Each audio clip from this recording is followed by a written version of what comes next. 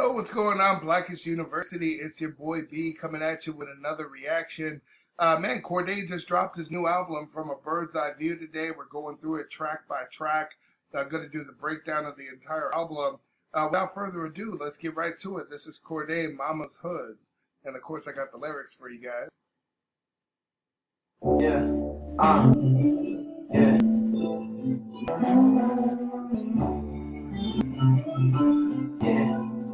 Got the new glasses out. I was riding through my mama hood, rolling a G. I ain't playing with you niggas, boy, I'm playing keeps. Fuck you pussy ass niggas, try to pray on the weak. I ain't talking too much, I only say what I mean. I break the whole city out every time that I'm home. How you all about business, but don't be minding your own. Yo, listen to what he's saying, right? He said, man, I be riding through my mom's hood.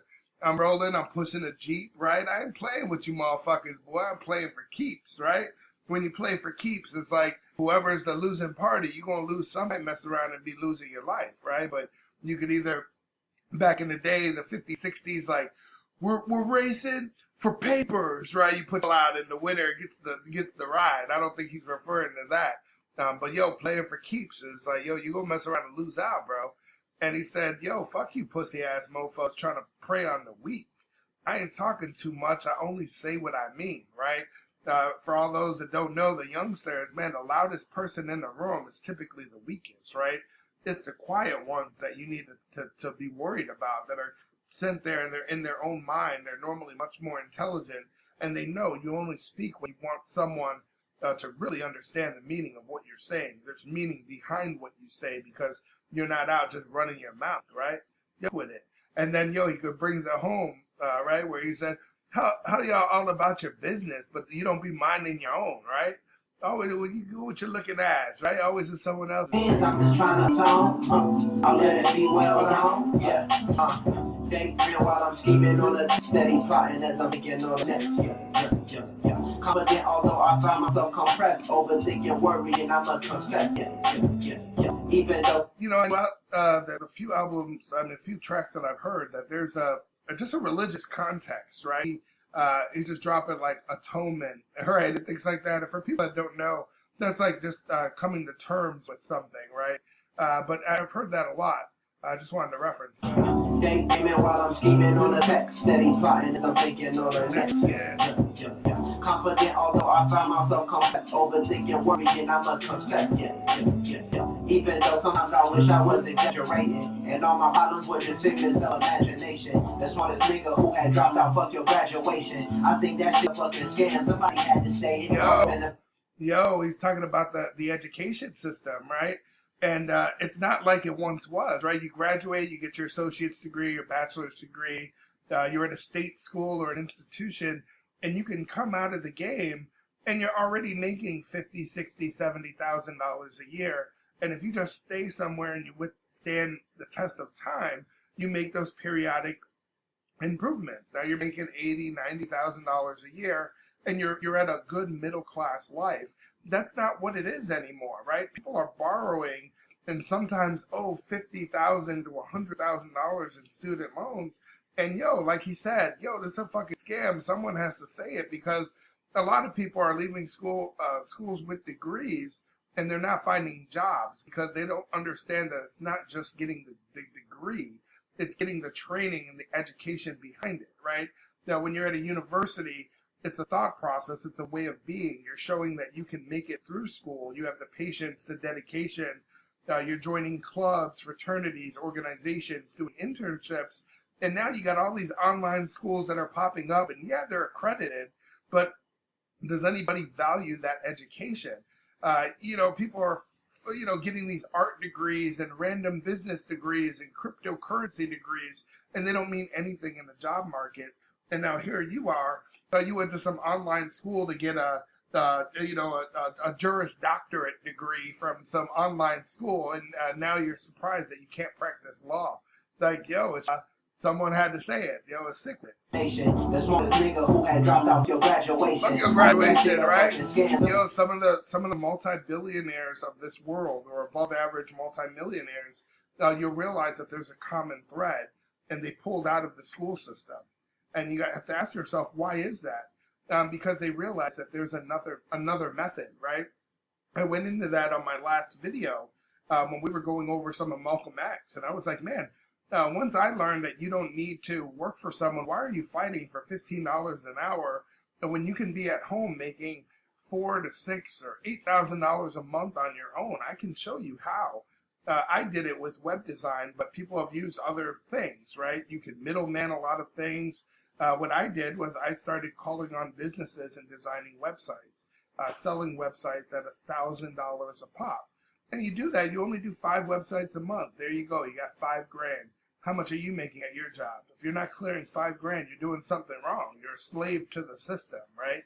And I can do that with mobile apps. I built a company that was doing over $1 million in revenue that way, and over 20 employees. So it's possible, and people don't care if you're a felon or if you're a minority, and that's an excuse. If you really want to get money, it's out there. Somebody had to say it, caught up in the matrix. Should I have to find a way out? Lost too many niggas where this shit is getting played out. Student loan forgiveness, all my debt was finally paid out. Appreciate this shit because the gutter I come straight out. The bottom of bottoms to the top of the top. And that power washing van that I just bought for my pop. I talked to him, man. Yo, what do you do when you get money, right? You put other people on money. Listen to what he's saying, because he's actually spitting game for a young person. He said, when the power washing van that I just bought for my pops, right? You're not just buying your friends Benz and BMWs, right? You're investing in them. Like, yo, I'm not going to buy you a truck. I'm going to get you a power washing van so you can improve your business. I'm going to buy you the landscaping equipment that you need to go build that company on your own and not work for the man anymore, right? And too many of our guys have that fucked up hood mentality. It's like, man, I'm going to get my guys on. You don't never got to worry about weed or hose again, and the Henny's on me. It's like, you know what? I'd rather you just co-sign so I can get this young loan and open a barber shop in my hood or open an after-school center. Like, put somebody on. Don't just send them off, bro. Come on now. Every now and then, more often than not, upgrading next time that I drop. But for now, I was riding. Appreciate this shit because the gutter I come straight out. The bottom of bottoms to the top of the tops. And that power washing van that I just bought for my pops. I talk to him every now and then, more often than not. We upgrading next time I drop. But for now, I was riding through my mama hood, rolling in Jeep. I ain't playing with you niggas, boy, I'm playing for keeps. Fuck these pussy ass niggas, trying to pray on the weak. I ain't talking too much, I only say what I mean. I bring the whole city out every time that I'm home. How you all about business, but don't be minding your own. Don't forgive me for my sins, I'm just trying to atone. I'll let it be well known, yeah. I heard cage birds sing, and it's a beautiful sound. And it'd be so much fucking better, dog, if you was around. Why they had to kill my nigga over a few little pounds. When I got robbed in high school, you even flew to the town. Couldn't really live with him, now I'm living without him. And he was... Man, I always reference this when I talk about rappers. When you think about a caged bird, right, that's something that most people would refer to as a gilded cage. And you think, why is that? Well, the bird feels like they can fly. They feel like they're in somewhere they have mad space and they're protected, but really they're still contained, right?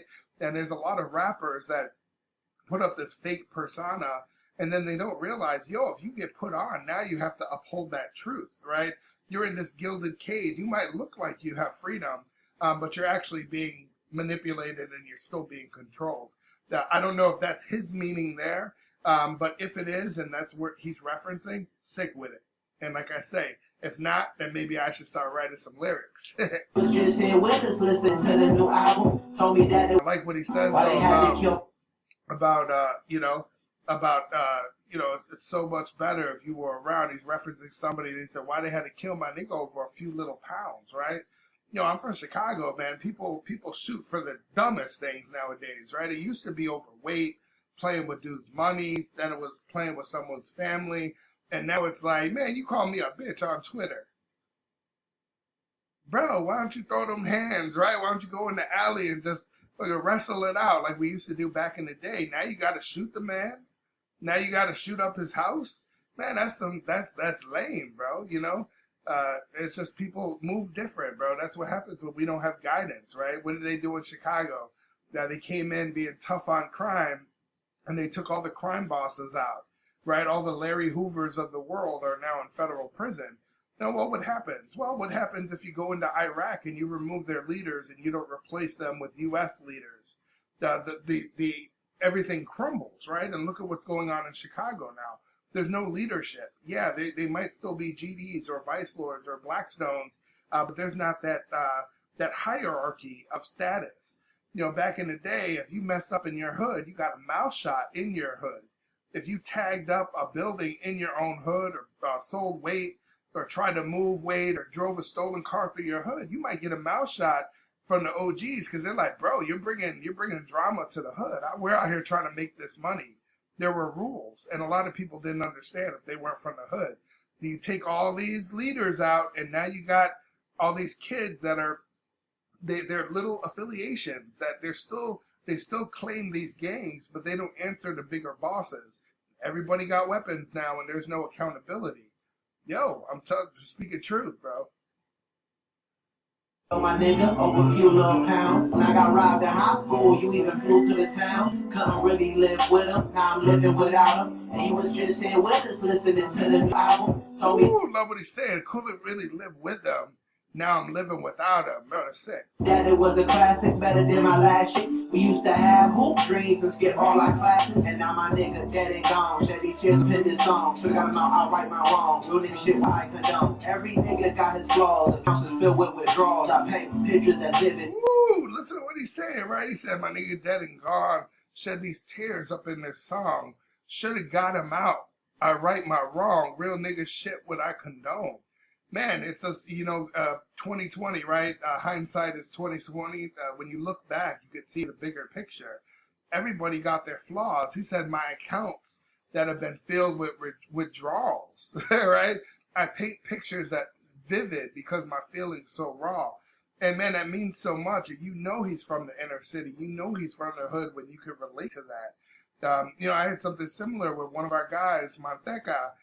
This cat went away to Job Corps and tried to fix his life. They taught him how to be a bricklayer. This man got a good job across the country, and he came back for one weekend to Chicago.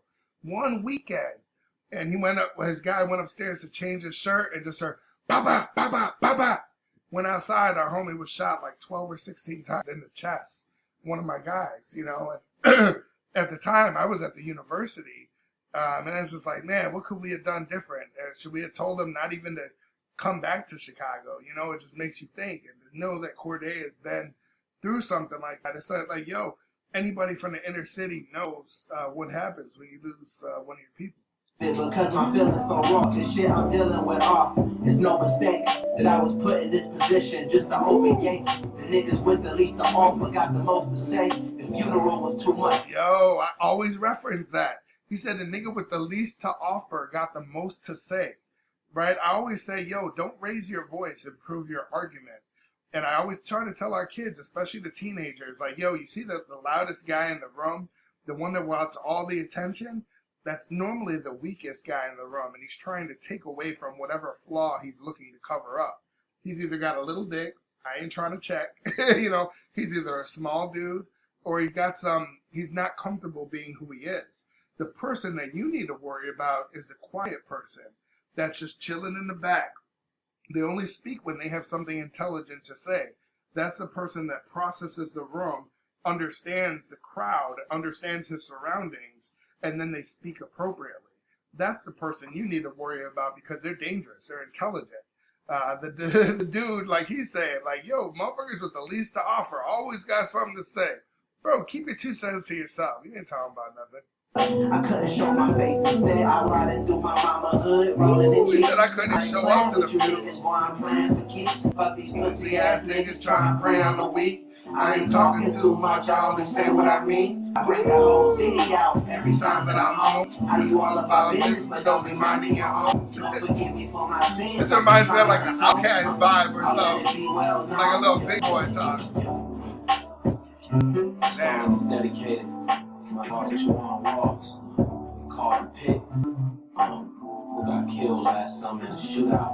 And we used to be on the basketball team together, man, me and him. We always used to hoop together. And bro was the first one getting money amongst us all. He was like 15, 16 years old. He always kept a bankroll on him, and I just miss my dog, man.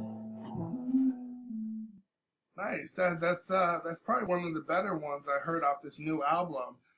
Just sick. It's called Mama's Hood, and he's just talking about things that go down in the hood, right? His position in life, things that he's seen. Man, sick. Yo, if you're a fan of good music, not just a Cordae, we're going through Cordae's new album from a bird's eye view. We're checking out each track individually. We got the lyrics, of course. Man, don't forget to like and subscribe. Let's next track.